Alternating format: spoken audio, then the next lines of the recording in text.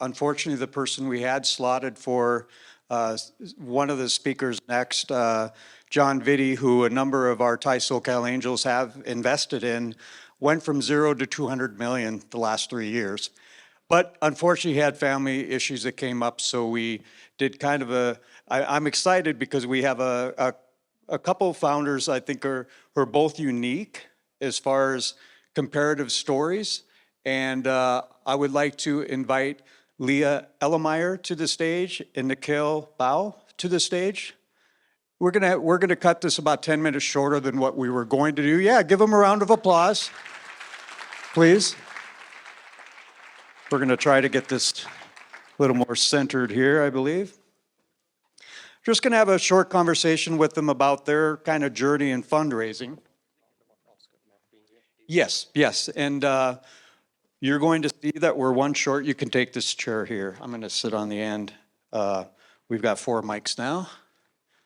So, unfortunately, Oscar Perdozo, who you will see on the agenda and on our website, got stuck in Detroit last night due to a connection, and unfortunately, he is not going to be able to join us until a little bit later.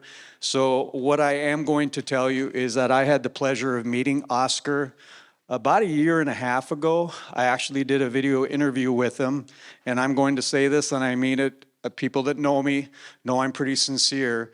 I will say many times, a number of times I'll say, you know, this is one of the most likable founders that I've ever met. I can think of maybe 5 off the top of my head that I've said that about. Oscar is one of those. Oscar is one of the most likable founders I have ever met.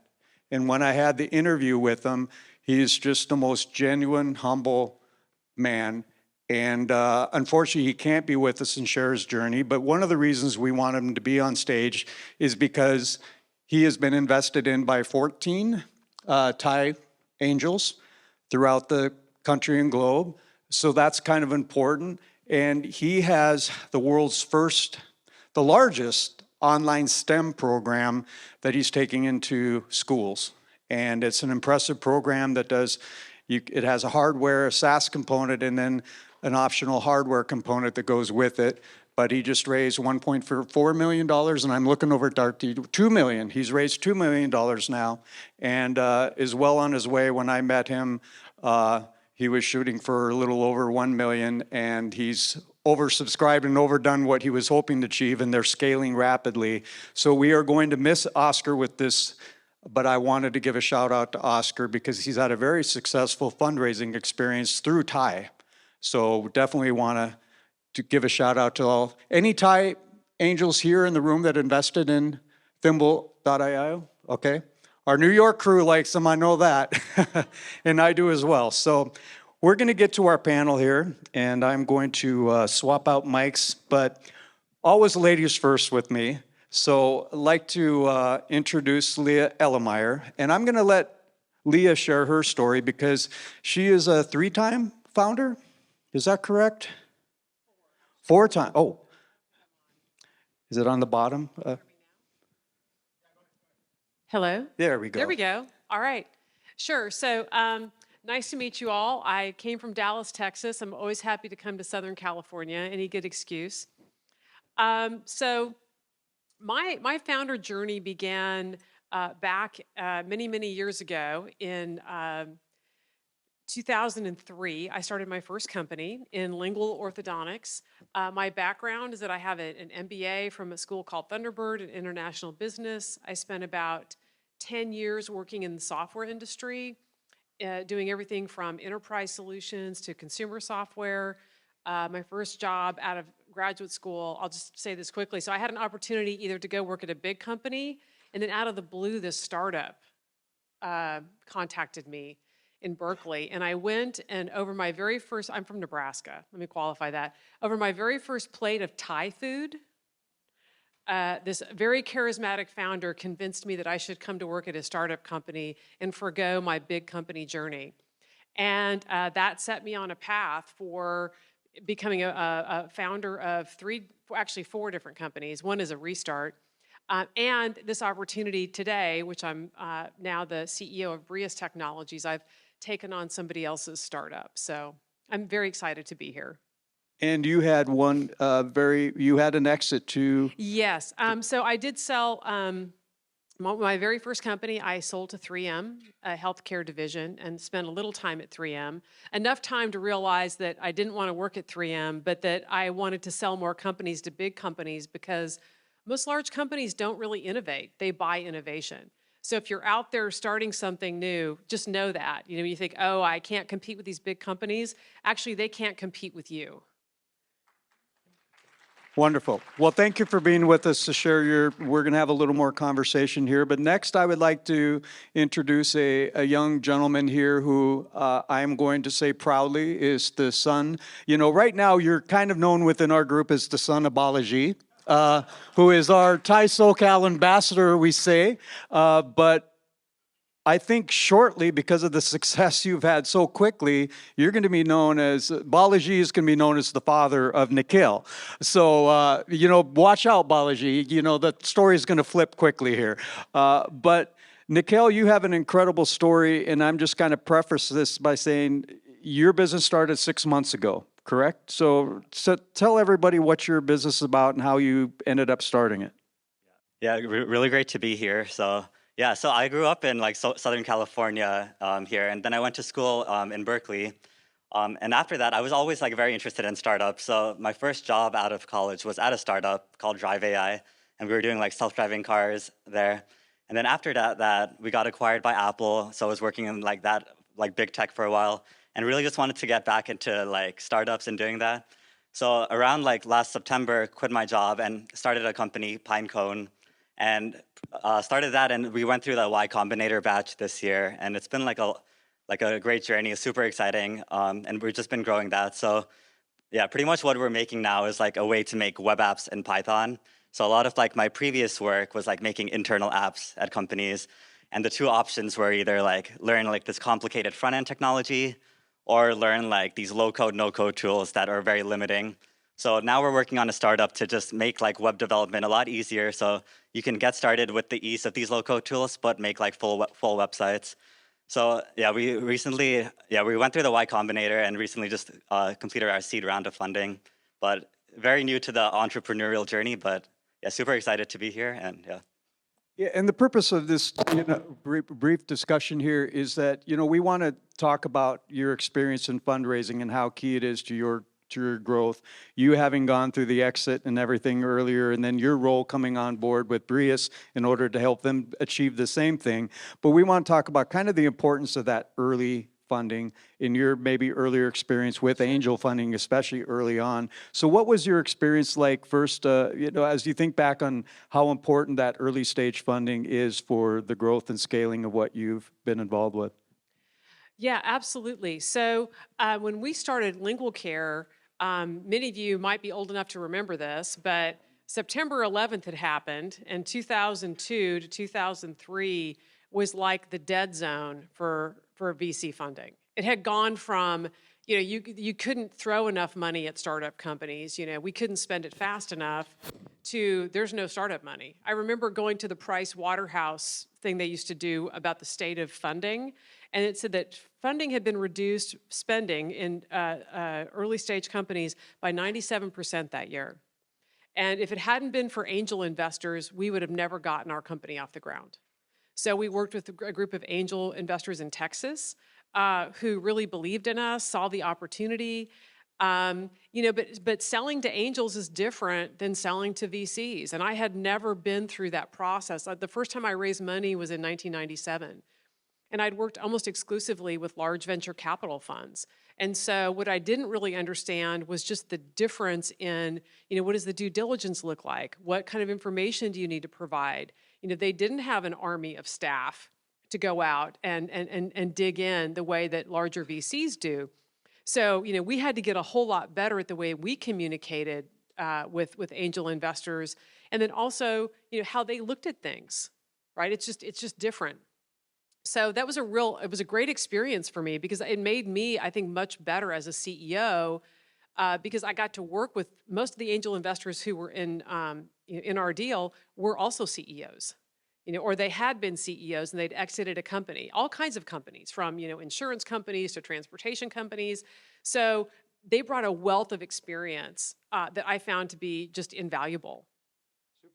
And Nikhil, now you have a unique story again, and I'm going to probably keep pointing that out. Having just launched your company 6 months ago, you've already raised how much?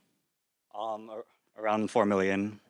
Around 4 million. 6 months, first 6 months of his company. So there's a lot of startup founders out here who probably have had their company for a couple years and haven't raised $4 million. What do you attribute the success of your early fundraising to? I think a lot of it was just like getting a lot of traction at the beginning. So like when we first started and we were trying to pitch to everyone, well, we just had like an MVP prototype and we were trying to convince them about this stuff. And at that point, a lot of people were very skeptical. They were like, why would anyone want to make web apps in Python? Or why would anyone pay for, why should I invest in an open source product and stuff like that? And I think over time, like as we just launched it and got a lot of traction, and it just started like growing a lot faster, then a lot of the same people that kind of rejected us before, they kind of saw like where it's kind of going and stuff. So I think basically it's like in the product and the traction is most of the stuff. And I think once you have that user base, it becomes a lot easier to like convince people, because it's not like the story anymore that, oh, I'm going to do this and this is going to happen. So it's mostly like just getting something out there so like tangible that they can be convinced this is actually going to become a company. I think that traction word is important, especially for the founders out here. So when you talk about traction, what was the difference between where you started and what was that traction? How many users? What was it then that appealed to those investors coming in then that said, oh, wait a minute, you got traction? What did the numbers look like there? Yeah, so we're like an open source project. So we're like launched on GitHub and stuff. So within our first 3 months, we have almost like 8,000 GitHub stars. And it's like one of the fastest growing open source projects. And so then I think it's a very recent trend also, but now a lot of businesses are starting from open source and building the product around that. So I think a lot of it is also like finding investors that have experience in that space and understand it. Because then they understand a lot of this stuff takes time to grow, and over time you'll bring the revenue over time. So it's finding like partners that are experienced in that space and understand how it's going to happen also. Did you have angel investors come in on that early round, or was it mainly institutional money or venture money? Yeah, so basically now we're adding angel investors. Like we're just closing the seed round, but related to that, it's like finding people that like balance out a lot of the things you need as a company. So like people experience in the relevant product, but also like bringing angels who have made like maybe at the Series A or B level, just a couple years ahead of you. And especially since the economy and like everything's changing a lot faster, like it's having like all these diverse viewpoints that have just helped us. Like, and see, it's interesting because before angels always came in on that first early round, and now you're almost, it seems like it's flipping as far as what some startups experience. So it's hard to really define what is pre-seed, what is an angel round, what is a VC round, because VCs are coming in earlier a lot of the times now. So there's some overlap there. Do you have any, I mean, especially because you've been in this startup ecosystem as an earlier, your startup, what are those changes you've seen with the fundraising aspect between, when you first started, like back with your first lingual care. Yeah, Sure. lingual care, up to where it is now with fundraising? It's very interesting because I see it kind of evolving with the economic cycles. When times are good, VCs come in early and they crowd out the angel investors. When VCs get skittish, they open the door, right? And so I think there's a lot more opportunity for angel investing at that very early stage.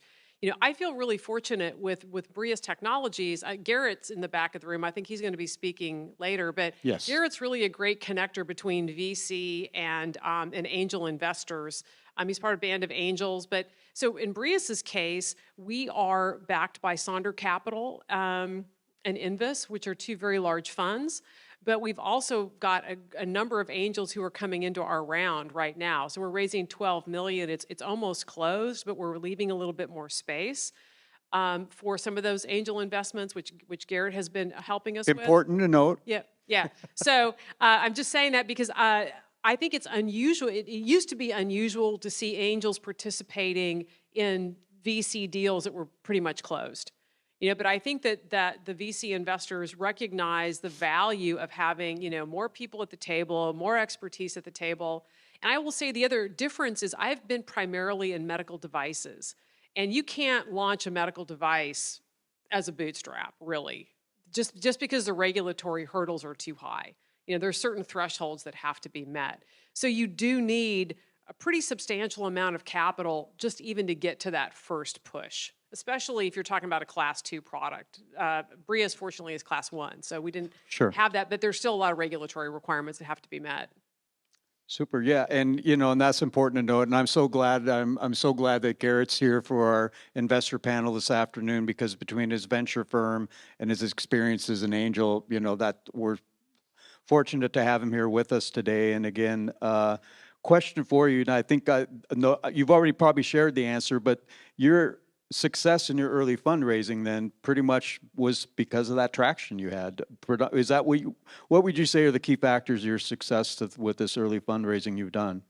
Yeah, I think definitely the traction just gets you that gets a lot of through the door in a sense. But then after that, a lot of it is they're asking for the long-term vision and stuff like that. So just really having a lot of that stuff thought out also. And I think part of it is just having confidence in yourself and your product, and being able to channel that, because a lot of times people will challenge you and stuff. And at the beginning, when we first started pitching and we were even more unsure, sometimes when they challenged us, we would be like, oh, are we doing the right thing and stuff like that. But then later, as you keep working, I think you become more expert in your domain and you build that confidence. And then later, a lot of times people challenge oh, you're not worth that much. And then we say, actually, we are for blah, blah, blah. And then later they're like, okay, I see it. So it's having that belief maybe. Kind of goes back to the last conversation in regards to people and process and product. And, I think probably, the founders and how you're able to appeal to the investors as well. That's critical. We hear it all the time now. It's about the jockey. Every investor I talked to, recently, it's all about the jockey. 4 years ago, once in a while, I would hear the horse. I don't hear that as much anymore. I think investors know that, you got to have that jockey who can maneuver that horse and get the best out of that horse. So what's your last, real quick, we only have a couple more minutes, but what would be the best advice you can give startups here in the room as far as, who are in the fundraising mode? Is there any key words of wisdom you can give generally? Sure. So I would start just by saying that I've raised over $100 million over the years, and I've seen all different kinds of deal structures.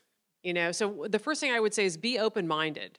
Come in and think about, okay, how could we work with this group? What's the best way to do that? Because you're going to get lots of different types of offers, and you just need to figure out what works for you. The other thing is you're going to get a ton of rejection. I mean, I have been rejected by some of the smartest, wealthiest people in the world, very successful people. And every time I've walked out of one of those meetings, I just have to tell myself, that wasn't the right money for me. For whatever reason, that wasn't the right money for me. Because you can't internalize that. It will make you feel so terrible every day. So my advice is you got to let that go, and you got to focus on the next opportunity, and just remember that the right money is out there for you, and you just have to keep knocking on those doors to find it. Nikhil, any words of wisdom here to close things out? Yeah, I guess very similar is just I